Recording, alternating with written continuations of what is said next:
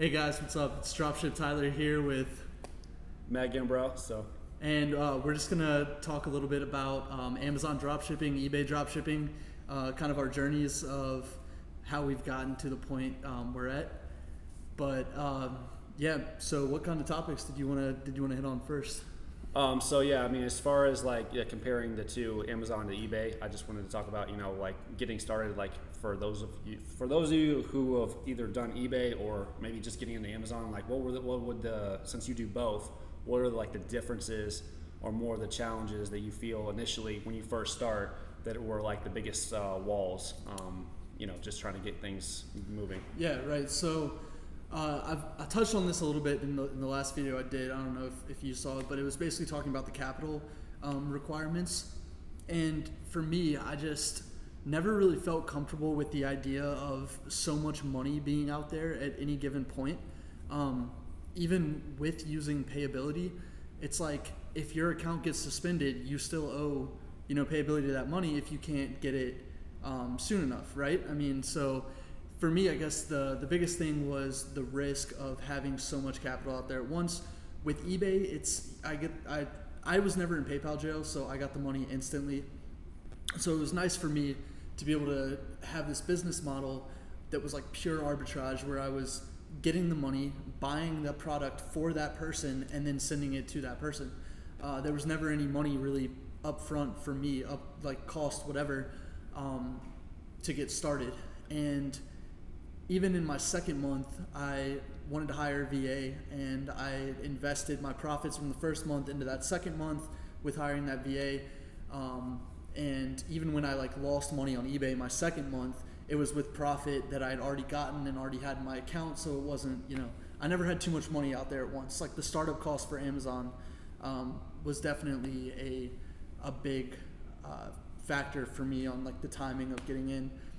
And with you kind of also being the one who guided me through it, you knew that I needed to get comfortable drop shipping on eBay before I was to take that risk on. Right, for sure. And for those of you that don't understand, maybe new watchers or whatever, with eBay you get paid instantly, and of course, when you're just getting started, it's so easy to rotate that capital in and of itself. And one of the biggest factors when it comes to Amazon is they pay you every 2 weeks. And so when you're doing all your revenue and all that stuff like that, it builds up after those 2 weeks. And then, of course, sometimes they hold money. Sometimes they have a small reserve. There's all kinds of stuff that Amazon will throw at you just because they want to feel very comfortable. Because it's considered, of course, the big boy platform. It's not necessarily where you just, hey, this is my first time online selling, guys, and all that stuff. Now it can be depending on the course, which is that's the whole point of me doing the course, because I'm trying to go through with everything I have, all my bag of tricks. And absolutely everything, and I said this on a video with Mark, where I want to be able to give you guys everything, when it comes to taxes, when it comes to fees, when it comes to whatever software, every single little factor. I want to be able to have that, because Amazon is one of those platforms that is just, it's going to have it is more of a professional platform, and that professional platform is going to just require more things of you than eBay. eBay is just, I feel like, it's just so much more simple. You just, even when you're reselling your own stuff or if you're going to Goodwill and trying to flip stuff or whatever, flea markets. Some people do that, and I used to actually do that myself. But yeah, when it comes to the Amazon side, it just doesn't. I never really felt that that comfortable just having them. And when I started using payability, because of the volume, it just became a game changer for me. Just because volume is the name of the game. At least when you're trying to kind of get to the next level. Some people want the margin, and I always say that if you're really trying to focus on the margin when it comes to drop shipping, it's more so where you want to look into the FBA side of it, or maybe the private label side. That's where you're going to see those crazy margins. But I agree. Yeah. But yeah, you want to say So Amazon. When did you start Amazon? In June of 2017. So it was literally 6 months after I had started eBay, and I had just recently quit my job, or I told you I was quitting my job, and you were saying, okay, let's get you on Amazon. Because then at that point, I think you knew I was all in on drop shipping, and you knew I was ready to kind of take that next step. Right. One thing I want to say, this is very important. So like Alex Becker and everybody always says this, and this is just something that I always like to reiterate. You never ever want to do this and just quit your job. Like it's just like, oh, I'm buying this course, I'm buying Tyler's course, I'm buying Matt's course, or I'm buying all these courses at once, and I'm going to quit my job. I do not suggest that. You know, because that's a huge risk, and it's just like for me, like I was serving tables and I was able to build my credit, you know, repair my credit a little bit at the time being, and have a little bit of cash flow, and that cash flow was able to kind of give me a little bit of a momentum. Should anything bad happen, should any money be held, or should I anything that does happen, it does give me a little bit of a security blanket where I wasn't necessarily like, okay, this is. I can't handle this, or I can't handle this. So I quit my job. Literally, it was probably a year. I'd been doing dropshipping for a year, so that's why I said to Tyler, about that time, he'd actually been doing. It was a little bit different though, because when I started, so you quit your job 6 months? Was it? 6 months after. So it's a little bit different when he started, when I started, because now you have every resource on the planet. There's courses right and left, and there's like resources right and left. When I first started, there was like a couple courses, and there was not really like all these softwares. It was just like, this is it. This is really all you have. And initially, I thought I invented dropshipping, like in a sense, like I was trying to experiment it on eBay. But you know what's funny though? Someone else who is in the Sale Freaks group, they thought they invented dropshipping too, but they started 4 years ago. So everyone who just started dropshipping, I think, without knowing really what they were doing, it's weird. They just they just were like, oh, I think I have something great figured out. But all these people were doing it simultaneously at the same time and didn't even realize it. Right. Well, I was doing stuff on Craigslist. I was also doing stuff like on Flippa. I was trying to flip domains. I lost like a crap ton of money, but then I got it back. I had using it on credit cards, and somehow I got it back from the merchant processor. But yes, it was close. I was close. But yeah, I was trying to flip stuff here, right and left, and whatever. The first thing I was trying to drop ship was like a camera. On eBay and stuff like that, and that didn't really. I mean, I got a lot of views and a lot of likes and stuff like that. And then finally, I drop shipped. The first thing I sold was on eBay was a air humidifier or whatever. Oh, yeah. So that was the first thing I ever sold. I drop shipped it from Amazon, and that was like the first thing. And then nice. I was like, then I didn't even take a course. Like I had no course. Wait, what year was this? No YouTube, no YouTube or nothing. So what year this was 2015. I want to say June. Yeah. So it's crazy. So 3 years, almost exactly 3 years now is when you kind of got into dropshipping. It's changed every single year, right? Like every year is a different year, and every year there's always a different. And that's why I said with the course and the groups and stuff like that we're creating. It's just like it'll have all these updates, because you can't just launch a course without updates, and you can't have it because there's always a new thing that's going to happen. And unfortunately, it's just like Gary Vaynerchuk's. If you're not willing to change in business, you die. If you can't change and adapt, you die. Yep. It's over. And that's kind of the new algorithm with eBay. Right. And everyone complaining about their drop in sales, whatever. I talked to Mark a little bit about it, and he was just like, this happens every 12 to 18 months. Like, I promise you it's happened before. And I'm new enough where I'm kind of naive still, where I don't believe that it has, but like at the same, like not this drastically. Right. But I also believe that if you keep doing the things you were doing with the new algorithm, like product research, all that, eventually you're going to get your sales back, because the product research that you were doing was relevant to that algorithm. Now the product research you're doing is relevant to this algorithm. So say you're looking for products that have sold, in the past month. Now those are all products that the new algorithm liked. So it's just a matter of staying with it and keep on going and keep adapting, whatever, like you just mentioned. Right, exactly. So, yeah, I mean, there's always a new way to make things better. I mean, even when you're doing promoted ads and stuff like that, I know a guy that actually does he does the ads as well on Amazon, and it was with Amazon dropshipping. Yeah. He's doing that as well, and he's actually increased his margins where he's like averaged it out at like 25%. So I mean, there's ways to do it in volume. The biggest thing, the only reason that like I've heard as far as like when you do PPC on Amazon and stuff like that, it is a little bit with dropshipping. It is a little bit tedious. So it's just like sometimes I always like to look at what's going to give me the most outcome with the least amount of work. Yeah, the thing is, so that's kind of the thing that I'm always. Well, if you're doing PPC with very few products, I feel like it's easier to manage, because when I was doing the FBA, I messed around with it a little bit. I never became like good enough at it where I was making more money using it. But when you're dealing with, and that was hard with like, 1 or 2 products in Amazon, trying to like perfect what keywords and all that. You know, I didn't use any software to do it for me. Trying to do it myself. We have thousands and thousands of products on Amazon. Can you imagine trying to do a PPC campaign for each one and then like going back and optimizing it so you're not losing a fuck ton of money? Sorry, I shouldn't cuss, but right. Well, you would basically come in and see what the ones that are already selling the most, and then you can kind of filter them out that way. That's what like my friend does. He'll come in and he'll just find the ones that are selling already, and then he'll kind of be able to optimize those. Because he's doing the PPC is only effective when you're in the buy box, correct? Yeah, so you're only paying for it once it's in the buy box, correct? So I guess it would only be worth it to focus on the ones that you know you've already sold, and the ones that. That way you already know you're getting that buy box rotation, and in those ones, because I have products where I cleaned up like a couple months ago. I had never once. It tells you the percentage in the buy box. I didn't have any time in the buy box, so I deleted those listings obviously and didn't have any sales. So I guess in terms of PPC, you are right. It'd be easier to manage your top ones that, Yeah, so I mean, as far as like any other like things that were like really frustrating or like I guess kind of like a something that is just a struggle for you, like kind of getting things going.